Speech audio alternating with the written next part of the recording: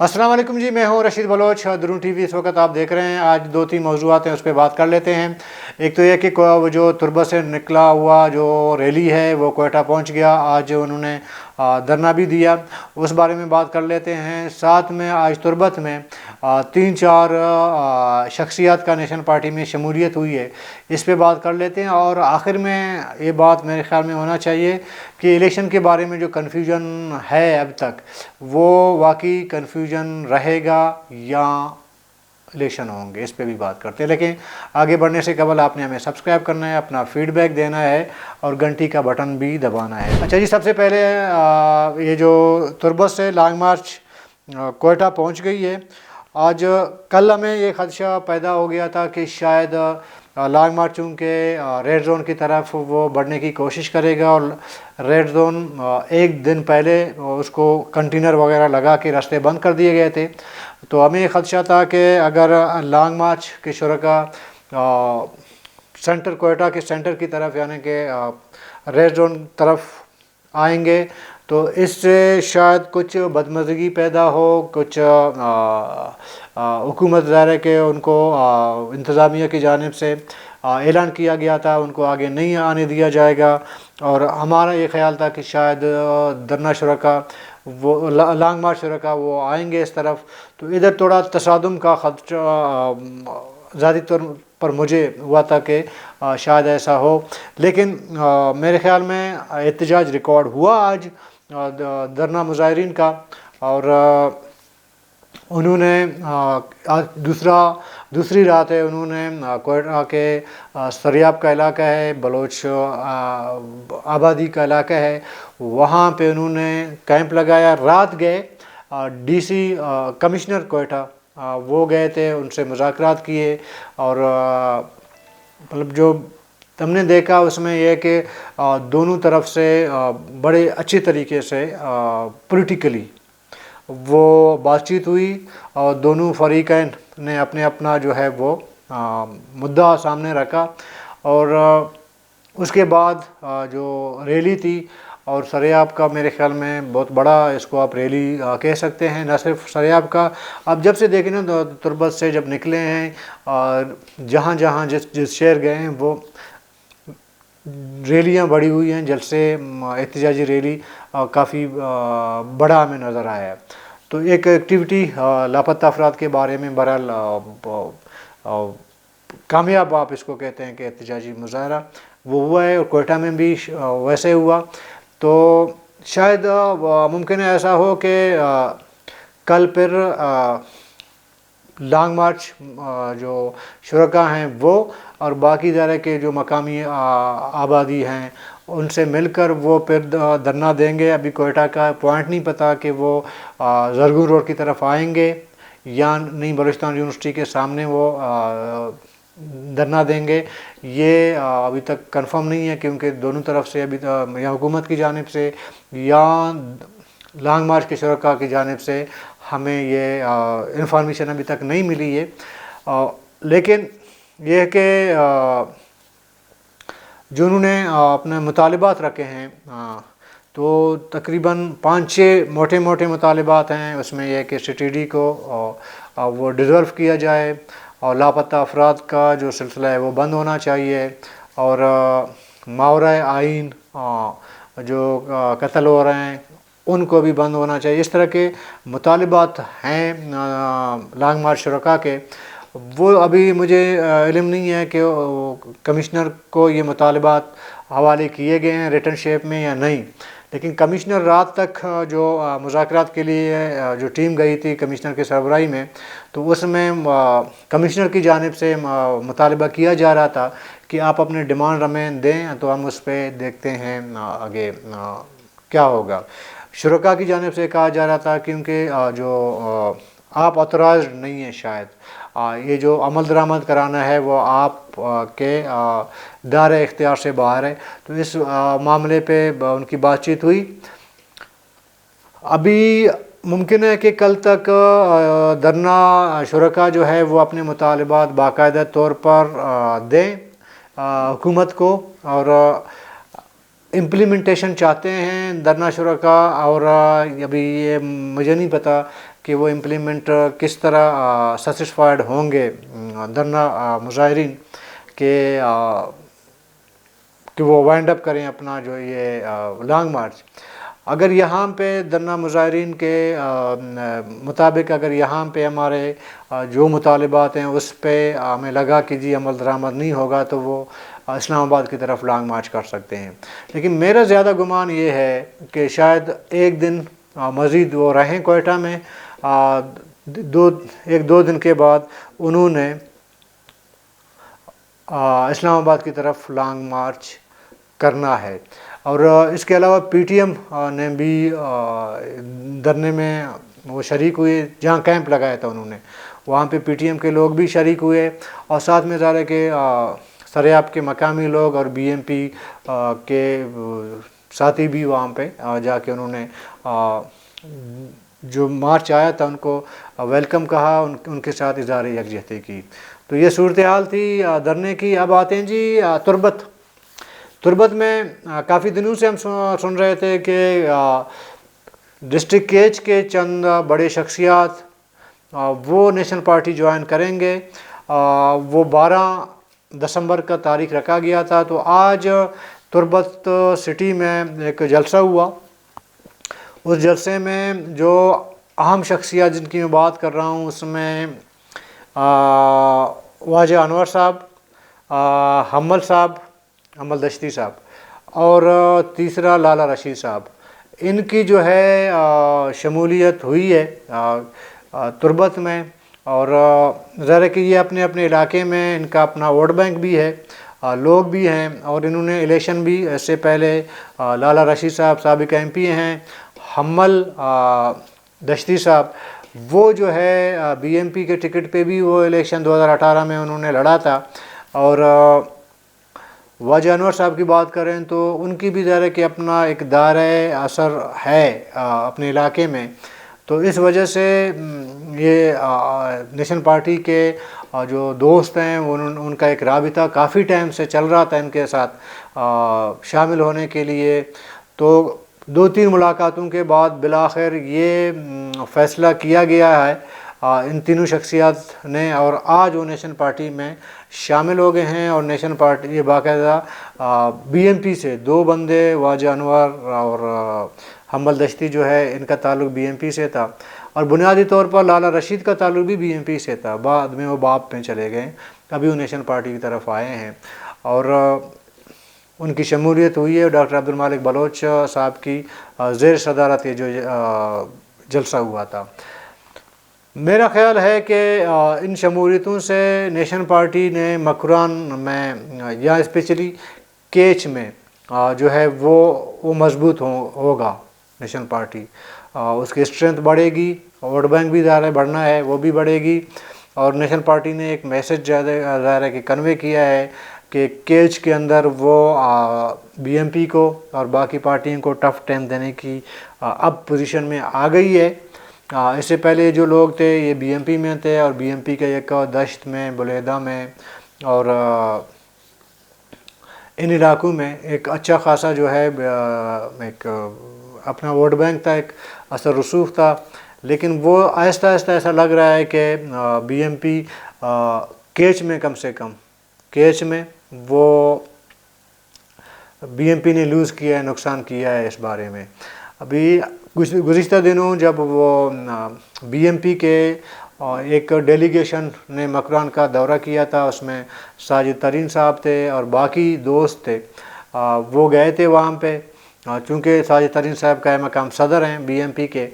تو انہوں نے ایک وزٹ تو کیا تھا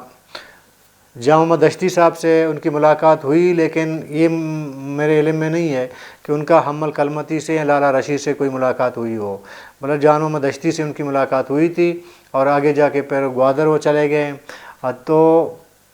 شاید حمل دشتی صاحب اور واجہ انور صاحب کے ساتھ ان کی کوئی اس طرح باقاعدہ کوئی میٹنگ نہیں ہوئی ہے، یا وہ کنوینس نہیں کر سکے ہیں، اس وجہ سے نیشنل پارٹی جوائن کر لیا انہوں نے۔ اور جیسے کہ پہلے میں نے کہا کہ ایک پوزیشن بن گئی ہے نیشنل پارٹی کی، اور ساتھ میں میرے خیال میں باپ کا واحد شخص رہ گئے تھے لالا رشید صاحب، جو نہ نون لیگ میں چلے گئے نہ پیپل پارٹی میں چلے گئے ہیں، نہ ہی وہ کسی اور پارٹی چلے گئے، بلکہ انہوں نے نیشنل پارٹی کو چنا تھا شامل ہونے کے لیے۔ اچھا، اس میں نے کچھ دوستوں سے ویسی جنرلی بات کی، میں نے کہا کہ یار کہ ظاہر ہے کہ لوگ شامل اس لیے ہوتے ہیں کہ ہم الیکشن میں کامیاب وغیرہ ہوں، تو کچھ لوگ ایسے ہیں وہ کیوں پیپل پارٹی نون لیگ کی طرف نہیں گئے؟ تو ایک دوست نے مجھے کہا کہ شاید میں نام نہیں لوں گا، ان تینوں میں سے، تینوں جو شامل ہوئے ہیں ان میں سے ایک کو پیپل پارٹی کی جانب سے دعوت دی گئی تھی کہ آپ پیپل پارٹی جوائن کریں، تو انہوں نے کہا جی پیپل پارٹی کا تو ایک سنگل ووٹ نہیں ہے وہ میرے حلقے میں، اور اگر میں پیپل پارٹی جوائن کروں ہو سکتا ہے کہ میرے اپنے گھر کی چار دیواری کے لوگ بھی مجھے ووٹ نہ دیں، تو میں کیسے پیپل پارٹی جوائن کر سکتا ہوں؟ تو میں نے اس دوست کو کہا کہ یار انہوں نے تو یہ جواب دے دی، چلیں ٹھیک ہے، ان کا اپنا ایک جواب ہوگا، لیکن یہ جو ظہور بلیدی صاحب بلیدہ سے شامل ہوئے ہیں، تو کیا بلیدہ سے پیپل پارٹی سے ظہور بلیدی صاحب کو ووٹ مل سکتا ہے؟ اور انہوں نے کہا کہ میں نہیں جانتا، سمجھ گئے؟ لیکن ووٹ میں مطلب الیکشن ووٹر وہ اور جیتنا دو میرے خیال میں تھوڑا سا الگ الگ باتیں، سمجھ گئے نا آپ؟ تو یہ ہے۔ اور ساتھ میں اپنا ظہور بلیدی صاحب نے ایک جب سے یہ جو جلسہ ہو رہا ہے نا، یہ آج جو ہونا تھا، یہ اس کی جب سے چمگوئیاں ہو رہی تھیں یا اعلانات ہو رہے تھے، تب سے ظہور بلیدی صاحب جو ہے وہ سوشل میڈیا میں بڑے ایکٹیو نظر آئے۔ انہوں نے اپنا ہدف تنقید ڈاکٹر مالک بلوچ صاحب کو بنایا ہوا ہے، اور آج میں دیکھ رہا تھا ٹویٹر پہ،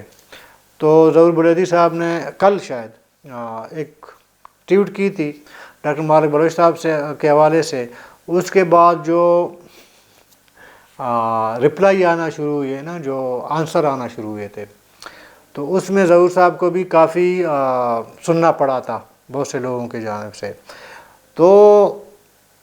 ظہور بلیدی صاحب نے جو ادھر میں ہمارا ٹاپک نہیں ہے، میں نے کہا تھوڑا سا ٹچ دوں اس کو نا، تو وہ تو اپنی جگہ، لیکن میرا خیال یہ ہے کہ اگر ظہور بلیدی صاحب ایک تقابلی جائزہ ٹائپ ٹویٹ کریں کہ جی میں نے اپنے 5 سال دور حکومت میں جو 28 ارب روپیہ خرچہ کیا ہے، جو مجھے بجٹ ملا ہے، بجٹ میں سے جو پیسے ملے ہیں 28 ارب بقول ظہور بلیدی صاحب خود ایک تحصیل کے لیے، یعنی کہ بلیدہ کے لیے، اپنا تقابلی جائزہ لے لیتے ڈاکٹر مالک بلوچ صاحب کے باقی جو بھی اس نے ڈیولپمنٹ کا کام کیا ہے، تو پھر وہ بتا دیتے کہ میں 28 ارب روپیہ خرچ کر کے میں نے بلیدہ کو یہ کچھ دیا ہے، اور ڈاکٹر مالک صاحب نے جو ہے سی ایم ہوتے ہوئے اتنا چھوٹا کام کیا ہے، تھوڑے کام کیے ہیں۔ تو یہ تقابلی جائزہ ظہور صاحب نے تو نہیں دیا تھا میرے خیال میں، کہ دینا ویسے چاہیے، جو غیر جانبدارانہ کوئی اگر تجزیہ کرنا چاہے یا رپورٹ کرنا چاہے تو اس کو دے دینا چاہیے کہ جی 28 ارب کی یہ ڈیولپمنٹ کے کام ہوئے ہیں، اور ڈاکٹر مالک بلوچ صاحب کے بقول کہ انہوں نے کوئی 2.5 ارب روپیہ میں یہ تربت سٹی کا جو ڈیولپمنٹ ہوئی ہے وہ 2.5 ارب روپیہ کا کی ہے۔ اور بلیدہ آپ جائیں گے تو وہاں پہ پتہ نہیں مجھے ویڈیوز آ جاتے ہیں لوگوں کی جانب سے، اس میں تو وہ بازار جو مین بازار ہے اس کی بھی سڑکیں ٹوٹی ہوئی ہیں، سیوریج لائن بہہ رہا ہے، ابھی مجھے نہیں پتہ ہے وہ صحیح ویڈیوز ہیں یا غلط، لیکن ظہور بلیدی صاحب نے ایک جگہ ایک سوشل پلیٹ فارم پہ دعوت دی ہے میڈیا کے دوستوں کو کہ جی آپ بلیدہ آ جائیں، تو آپ وہاں دیکھیں گے کہ میں نے بہت سارا جو ہے بلیدہ کے لیے ڈیولپمنٹ کا کام کیا ہے۔ یہ جب ہم جائیں گے بلیدہ، تو جب جانا ہوا، ضرور نہیں ہے کہ ظہور بلیدی صاحب کی دعوت پہ چلے جائیں، جب جانا ہوا تو پھر دیکھیں گے، پھر تقابلی جائزہ بھی لے سکتے ہیں کہ ظہور صاحب نے کیا کام کیے۔ آخری سیگمنٹ ہے جی الیکشن کا جو ہے ہونے اور نہ ہونے کے، آپ کو پتہ ہے کہ چمگوئیاں کافی ٹائم سے ہو رہی ہیں۔ اچھا، کچھ لوگ کہتے ہیں کہ جی یہ الیکشن ہوں گے اپنے وقت پہ، اور کچھ لوگ کہتے ہیں کہ شاید نہ ہوں. دونوں جو کہتے ہیں الیکشن ہوں گے وہ اور جو کہتے ہیں نہیں، دونوں کے پاس ایک یوں سمجھیں کہ لاجک موجود ہے اس کے پاس. اچھا، جو لوگ کہتے ہیں نہیں ہونے چاہیے، کچھ لوگ عدالتوں میں گئے ہیں، پٹیشن دائر کیے ہیں، اور ان کا بقول کہ جی اس وقت پاکستان کے حالات، سیکورٹی کے حالات ٹھیک نہیں ہیں، اور جس طرح سرفراز بھٹی صاحب نے کہا تھا کہ 2018 میں سراج رحسانی صاحب، نواب ثناء اللہ زہری صاحب کے بھائی اور بچوں، اور اس کے علاوہ کے پی کے میں اور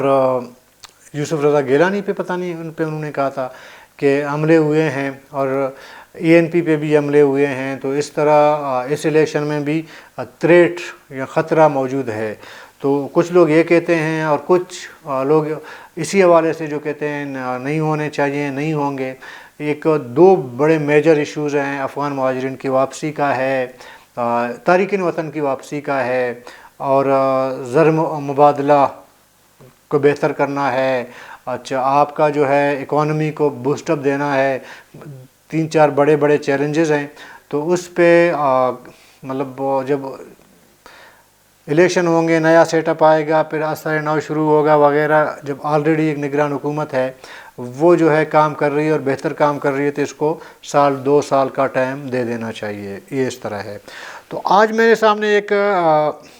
خبر میری نظر سے گزری، اس میں انہوں نے کہا گیا ہے کہ اچھا، اس میں ایک اور بات میں بتاؤں کہ یہ جو الیکشن کے مطالبے کا جو معاملہ ہے،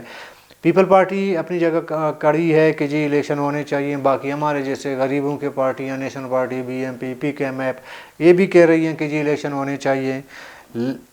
نون لیگ تھوڑا سا پہلے جیسا اس کا مطالبہ تھوڑا سا جو ہے اس کے اس مطالبے سے تھوڑا سا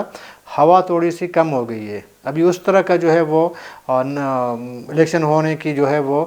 بات نہیں کرتے، دھیمی انداز میں کرتے ہیں، لیکن وہ اس طرح نہیں کرتے. تو اس کی وجوہات تو سب کو پتہ ہے کہ جی ابھی تو پنجاب میں ان کو پی ٹی آئی کی جانب سے ٹف ٹائم ہے نا، مشکلات ہیں ان کو. شاید نون لیگ یہی سمجھتی ہے کہ تھوڑا وقت اور گزر جائے، تھوڑا یہ جو بلے کے نشان کا معاملہ ہے یہ پی ٹی آئی سے ادھر ادھر کر کے تو پھر ہم تھوڑا سا اپنے راستہ ہموار کر سکتے ہیں. آج انور ساجدی صاحب نے بڑا زبردست ایک آرٹیکل لکھا ہے، وہ آپ لوگوں کو پڑھنا چاہیے اس بارے میں کہ انہوں نے کیا کہا ہے. لیکن جمعیت اور بھی نون لیگ کے ساتھ الیکشن نہ ہونے کا جو ایشو ہے نا، جمعیت کا بھی مطالبہ اس طرح اسٹرانگ نہیں ہے. غفور حیدری صاحب کہتے ہیں کہ جب حالات ٹھیک ہوں گے پھر الیکشن ہوں، مسئلہ نہیں ہے. تو اس کا مطلب جمعیت بھی وہ اس طرح اسٹرانگ نہیں ہے، اس کے مطالبے میں اتنا مضبوط نہیں ہے اس کا مطالبہ کہ الیکشن ہونا چاہیے. تو بہرحال ان دونوں طاقتوں کے بیچ میں ہونے نہ ہونے والوں کی آج ایک خبر ہے، وہ میں آپ کے ساتھ شیئر کرتا ہوں. اچھا، کہہ رہے ہیں کہ جی الیکشن کمیشن نے 14 دسمبر کو انتخابی شیڈول کا جو ہے وہ اعلان کرے گی. خبر ہے، ابھی اس کو تصدیق کرنا باقی ہے. ٹھیک ہے. اچھا، سب سے بڑی بات یہ ہے کہ الیکشن کمیشن آج ایک نوٹیفیکیشن ہوا ہے، ریٹرننگ افیسران جو ہے وہ ہوں گے ڈی سی صاحبان. پہلے جوڈیشری ہوا کرتی تھی، جوڈیشری کے لوگ، یعنی کہ سیشن کورٹ. اس پہ یار کل پروگرام کرتے ہیں، آج اس کو تھوڑا سا رہنے دیں. ٹھیک ہے، ٹائم زیادہ جائے گا. اچھا، یہ بھی خبر میں کہا گیا ہے کہ شیڈول جو ہے کاغذات نامزدگی جمع کرانے کا 6 دن کا وقت ہوگا، اور 8 دن تک جو ہے جانچ پڑتال ہوگی. اچھا، کاغذات منظور یا نہ ہونے کی اپیل جو ہے 4 دن کے لیے ہوگا، اور کاغذات اپیلوں پر فیصلہ کے لیے 7 دن ہوگا. امیدواروں کی نظر ثانی شدہ فہرستوں کی جو ہے وہ آگے جو ہے وہ کہتے ہیں ہم شیئر کریں گے. پولنگ کی تاریخ اور امیدواروں کی حتمی فہرست 28 دن کا وقفہ ہوگا، اس طرح انہوں نے دیا ہے. اور ہو سکتا ہے کہ جب یہ شیڈول دی ہے تو ممکن ہے کہ 14 दिसंबर से सिलसिला शुरू हो जाएगा और 8 जनवरी का वो टाइम दिया था, 8 फरवरी का, तो वो जो ऐलान हुआ था मुमकिन है फिर उसमें हों, लेकिन ये हतमी नहीं है जी। मुमकिन है हो, मुमकिन है थोड़ा सा डिले हो जाए। तो जो लोग अपनी इलेक्शन मुहिम शुरू कर चुके हैं उनको अपना इलेक्शन मुहिम जारी रखना चाहिए, क्योंकि जमीयत कहती है कि जब तक बाकायदा तौर पर इलेक्शन कैंपेन हम उस वक्त शुरू नहीं करेंगे जब तक इलेक्शन कमीशन की तरफ से कोई वाज़े जो है वो ऐलान ना आ जाए। जब इलेक्शन कमीशन ऑलरेडी कह चुका है जी 12 जनवरी या फरवरी को इलेक्शन होंगे तो फिर होंगे, तो ऐलान तो हो गया। अभी जमीयत को क्यों नहीं यकीन आ रहा है कि जी इन तारीखों को जो इलेक्शन कमीशन ने ऐलान किया है और उस ऐलान पे जमीयत को अभी तक एतबार नहीं है, वो एतमाद नहीं कर रही है। तो फिर समझना चाहिए कि ये मामलात किस तरफ जा रहे हैं। कल तक के लिए इजाज़त दें, अल्लाह हाफ़िज़।